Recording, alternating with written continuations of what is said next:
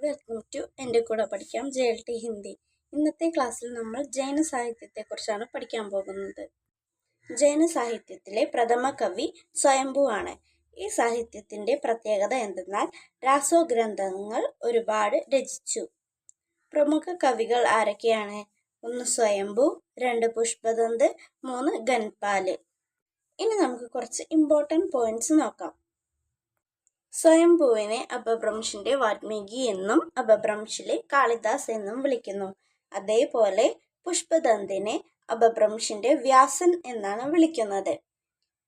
പൗംചരിയു സ്വയംഭുവിന്റെ ഒരു പ്രമുഖ രചനയാണ്. ഇത് ഒരു രാമായണ ഗ്രന്ഥം കൂടിയാണ്. മഹാപുരാൺ പുഷ്പദന്തിന്റെ ഒരു പ്രമുഖ രചനയാണ്. ഇത് മഹാപുരുഷ് ഗുണാലങ്കാർ എന്ന പേരിലും അറിയപ്പെടുന്നു. വീഡിയോ ഇഷ്ടപ്പെട്ട ലൈക്ക് ചെയ്യുക, ഷെയർ ചെയ്യുക, സബ്സ്ക്രൈബ് ചെയ്യുക. Thank you.